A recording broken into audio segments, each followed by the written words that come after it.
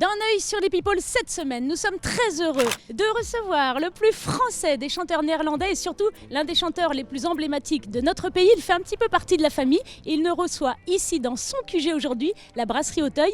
C'est Dave bien sûr qui est avec nous. Bonjour Dave. Merci pour la brasserie Auteuil, ils vont être Il contents. paraît que vous y avez vos habitudes. Oui, c'est vrai, c'est vrai. Alors nous sommes ici pour parler de votre nouvel album, Souviens-toi d'aimer, qui mérite d'ailleurs qu'on s'en souvienne parce que c'est un très très bel album. Merci. Et c'est un album qui est peut-être un petit peu plus grave et un petit peu plus mélancolique que les précédents. Et il paraît d'ailleurs, vous l'avez dit avec humour, que c'était l'album de la maturité. Il est grand temps, il est grand temps. Non, c'est vrai qu'on n'est peut-être pas tout à fait les mêmes à 30 ans qu'à 75. Hein. Bon, je sais bien que je ne fais pas 75, je fais au moins 85, mais c'est 75. De toute façon, votre rêve, c'est effectivement d'avoir cette longévité qu'avait Henri Salvador. Donc vous avez encore quelques années devant vous. Oui. Bah, même l'autre soir, si j'allais voir Hugo Frey, 90 ans, ça fait rêver. Hein. C'est vrai. Ah, moi, j'aime bien ce type, mes confrères, que j'aime bien. Derrière cet album, il y a l'amant et l'ami. L'amant, évidemment, c'est Patrick Loiseau qui a une nouvelle fois prêté sa plume, sans doute pour que cet album s'envole encore plus. Et puis, il y a l'ami. Alors là, on parle bien sûr du chanteur Renaud, mais c'était pas si évident parce que vous avez des univers musicaux très différents. Alors, comment s'est faite cette rencontre, ce coup de foudre artistique ? Je crois qu'il a apprécié l'artiste de scène, en fait, parce que Renaud, c'est aussi... Évidemment, c'est un immense poète, c'est certain. Et c'est aussi un homme de scène que j'ai vu plusieurs fois et qui est très très bien sur scène, qui gère vraiment, c'est le commandant du navire quand on fait un spectacle, c'est lui le commandant. Mais il ne m'avait jamais vu sur scène, il m'a dit gentiment bonjour, mais ça s'arrêtait là. Puis un jour, il m'a vu sur scène. Il a changé d'attitude depuis, on est devenu très proches, c'est même lui qui a dit arrête de dire que je suis ton voisin, tu peux dire que je suis ton copain. Je dis avec plaisir. Oui, voisin, parce qu'effectivement vous êtes tous les deux, à vous avez une maison Sorgue. dans le sud, voilà. Et on peut citer l'île sur la Sorgue. On peut citer. Parce que tout le monde le sait qu'il est là-bas. Voilà. Et d'ailleurs en plus le coup de foudre qu'il avait eu, c'était sur une scène, un gala qui se trouvait justement dans la région du sud. Tout à fait. Et la mélancolie vient alors s'installer comme une pierre tombale sur une vie brisée, comme un jardin de roses sur un cœur barbelé. Donc une production qui apporte peut-être justement ce côté un peu plus engagé. Et pour cause, il y a déjà ce premier titre qui a sans doute été un déclic d'ailleurs pour Renaud, la fille aux deux papas. Alors cette fille, c'est votre filleule, c'est Mila, et qui est donc la fille de Marc-Olivier Fogiel. Voilà, qui fait vraiment pas, disons, il a écrit un livre sur le sujet, sur le GPA, donc il ne s'en cache vraiment pas, il n'y a d'ailleurs pas de quoi se cacher. Cela dit, c'est une chanson, et d'ailleurs c'est pour ça que ça s'appelle La fille aux deux papas, la fille et pas les filles, parce que Marco en a deux, des filles, mais quand il a demandé à Patrick Loiseau s'il ne pouvait pas faire une chanson sur Mila, Lily n'était pas née. Exact. Donc là, quand je vais les chanter sur scène, à Bobino, là, je vais dire Lily, excuse-nous, mais tu n'étais pas née. Parce que sinon, elle est jalouse. Mais il faudra refaire une deuxième chanson peut-être. Voilà. Alors ce qui est intéressant avec cette chanson, c'est que du coup on a pu dire que de ce fait l'album était un peu plus sociétal. Mais en fait pour vous, c'était pas du tout cette idée de défendre l'homoparentalité ou bien la GPA, mais plus de juste raconter, constater que cette famille était finalement heureuse comme ça. Pour moi, c'est une chanson d'amour et je chante des chansons sur l'amour depuis bientôt un demi-siècle. Et quand à l'époque, dans les années 70, on me disait mais t'as pas plus important, je dis vous voyez quelque chose de plus important que l'amour? Eh bien la réponse est non. Non. Chaque jour elle s'éveille à la vie et elle voit deux regards autour d'elle qui surveillent ses pas. Elle grandit, regardez-la, c'est la fille aux deux papas, comme ils disent. La petite fille aux deux papas a bien compris comment et pourquoi elle est là. Et c'est vrai que c'est un album qui parle d'amour. Alors ce que je vous propose, c'est de rentrer un petit peu plus d'ailleurs dans le détail de certains titres de l'album grâce à l'interview playlist. Alors on a déjà parlé de La fille aux deux papas. Alors La fille aux deux papas ouvre l'album d'ailleurs. J'imagine que c'est pas un hasard, c'est un choix. Oui, parce que je voulais quand même, comme vous avez dit au début, il y a quand même pas mal de chansons plutôt mélancoliques et j'avais envie de commencer avec quelque chose de gai avec un i. Il y a aussi dans cet album plusieurs titres qui sont tournés vers une certaine nostalgie. Alors, nostalgie des grands moments de vie avec l'inventaire, nostalgie façon Dave avec la nostalgie sera toujours ce qu'elle est, c'est-à-dire pas trop mélancolique. Et pour cause, il y a le choix d'une mélodie très entraînante, celle de Gilbert Montagnier, je crois là-dessus. Exactement. Gilbert, que j'avais croisé, qui m'a croisé en fait, parce que c'était dans une émission de télé que je présentais sur France 3 il y a quelques temps, et du côté de chez Dave, ça s'appelait. C'est pas moi qui l'ai nommé comme ça, je suis pas si narcissique que ça, c'est eux qui les ont choisis. Et j'étais même un peu gêné. Mais non, mais c'est très bien. Bon, ben d'accord. Il était dans l'émission et il me dit, tiens, moi, je ferais bien une musique pour toi. Et comme il a quand même une patte de compositeur assez exceptionnelle, je dis, mais avec plaisir. Puis après, ben, on attendait de faire un album. Et quand on a fait l'album, c'était évident qu'il soit dessus.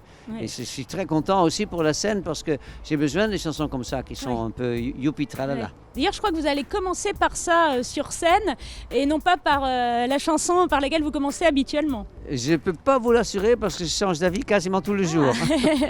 Alors la nostalgie toujours et encore, la nostalgie amoureuse avec une chanson qui je crois est importante pour vous, Quittons-nous bons amants.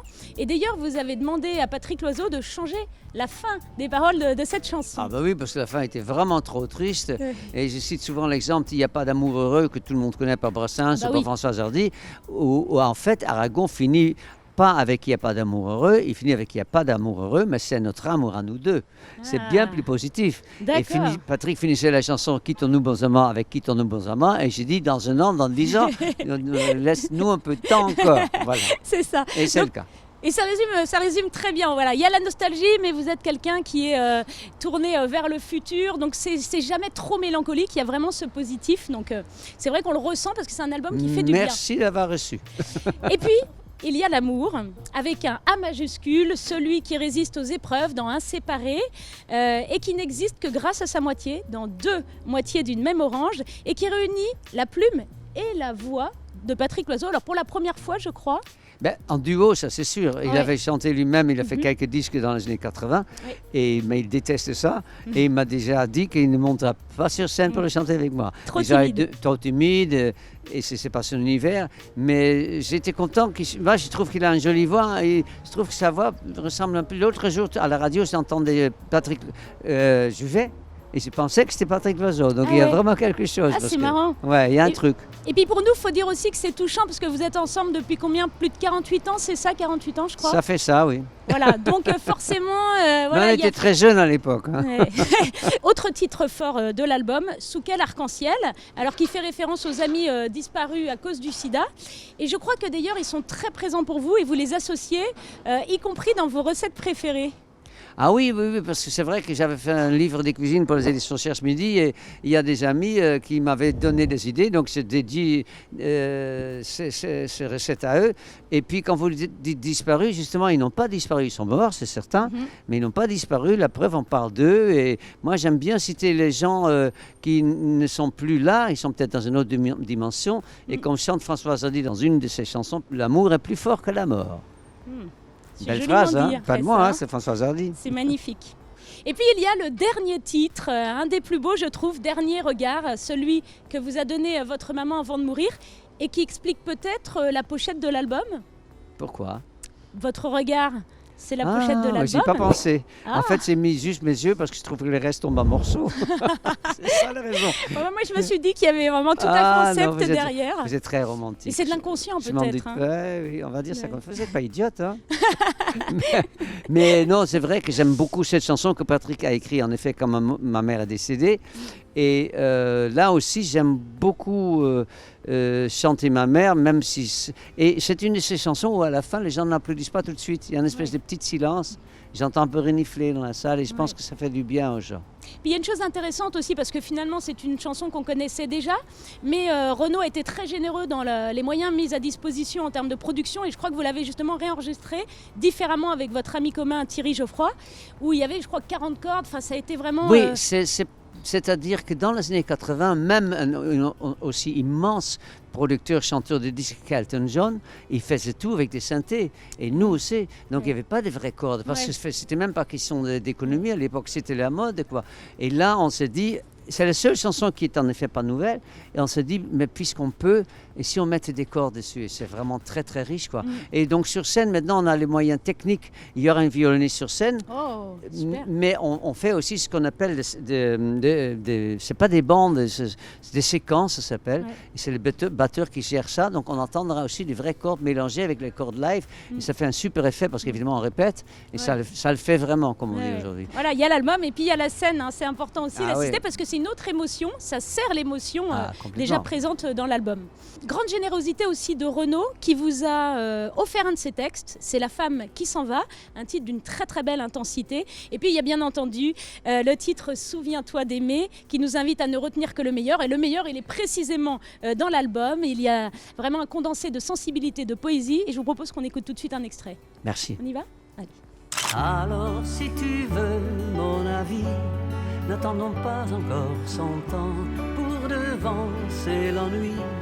Le feu qui s'éteint doucement, la tombée d'autres nuits, sans désir, sans élan, et tout ce qui s'ensuit. Quittons-nous, bons amants. Nous sommes ensemble avec Dave à l'occasion de la sortie de son nouvel album Souviens-toi d'aimer. Alors ensemble, Dave, on va jouer au vrai faux. Allons-y. Alors vrai ou faux ? Vous avez quitté Amsterdam par bateau, mais aux Pays-Bas, on ne navigue pas sur les yachts, seulement sur les Joost. Oh, mais vous connaissez bien ma vie. C'est-à-dire que Joost, c'était le garçon avec qui j'ai quitté la Hollande. Parce que moi, je voulais partir avec une camionnette aménagée, comme on faisait beaucoup les beatniks à l'époque. Avant, les hippies faisaient ça. Et lui, il était branché bateau et moi, j'étais branché Joost. Donc, Joost est un prénom hollandais très connu. Voilà, donc un grand amour pour vous, un amour platonique, parce que malheureusement à l'époque, c'était pas réciproque. Ah ben non, il m'aimait bien, mais oui. Mais finalement, grâce à lui, vous avez atterri en France. Lui, il a continué son chemin. Exactement, il a navigué toute sa vie. Malheureusement, il n'est plus. Ouais. Mais jusqu'à la fin de ses jours, il était sur les Ouais. bateaux. Ouais. Voilà. Vrai ou faux ?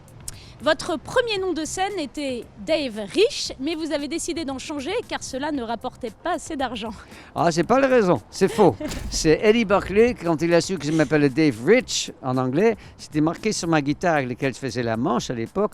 Il a dit peut-être Rich, peut-être pas tout de suite, on verra plus tard. Et je l'ai toujours pas mis, donc je reste Dave. Et il paraît que vous êtes très inquiet financièrement. C'est quelque chose, le nombre d'albums que vous vendez, etc. C'est quelque chose qui vous obsède un petit peu. Je suis pas très inquiet, mais je suis, disons que, il paraît que Sophia Loren est comme ça. C'est-à-dire quand on a été pauvre, moi, mon père était prof, donc c'est pas malheureux, bien loin de là. Mais c'est vrai que quand j'ai commencé à partir, j'avais pas un rond et j'avais pas d'argent pour acheter un pull. Je mettais des journaux dessous, j'avais pas d'argent pour acheter des chaussures, je mettais du plastique autour, etc. Et je me suis dit, si un jour j'aurai un petit peu d'argent, je vais faire attention. Ouais. Et puis quand c'est arrivé, j'ai pas fait attention du tout, j'ai tout dépensé. Ouais. Et puis la deuxième fois, quand ça s'est remis à marcher, je dis maintenant je vais faire attention. Donc là, j'ai fait attention. Très bien. Et vrai ou faux ? Vous adorez les gros mots, mais à condition qu'ils soient made in France. C'est pas ça l'explication. Donc on peut dire que c'est faux parce qu'en fait, c'est vrai que quand je dis des gros mots en français, ils n'ont pas les mêmes valeurs pour moi, pas les mêmes puissances. C'est-à-dire que les gros mots, c'est des trucs qu'on t'interdit de dire quand tu es enfant. Et donc, moi, j'aurais du mal à dire l'équivalent, je ne vais pas dire des gros mots, hein, mais d'un gros mot en hollandais, j'oserais pas parce que c'est un réflexe qu'on a. Ouais. Tandis qu'en français, c'est un peu comme l'argent de Monopoly. C'est pas sérieux pour moi. En tout cas, de jolis mots, il y en a dans cet album. Je rappelle le titre de l'album, Souviens-toi d'aimer. Et je souhaite qu'on s'en souvienne longtemps parce que vraiment, c'est un très très bel album et c'est vraiment sincère. Merci beaucoup, Dave. Et écoutez, laissez-la. Moi, j'ai rarement vu une fille aussi formidable à la télé qu'elle. Et je veux dire, vous me faites penser à Daniel Gilbert au moment de sa gloire. Joli compliment. Parce qu'elle était forte à l'époque. Ah oui, carrément. Très forte en direct mais aussi. bravo, ma fille. Tu feras une longue carrière. Eh ben, merci beaucoup, Dave.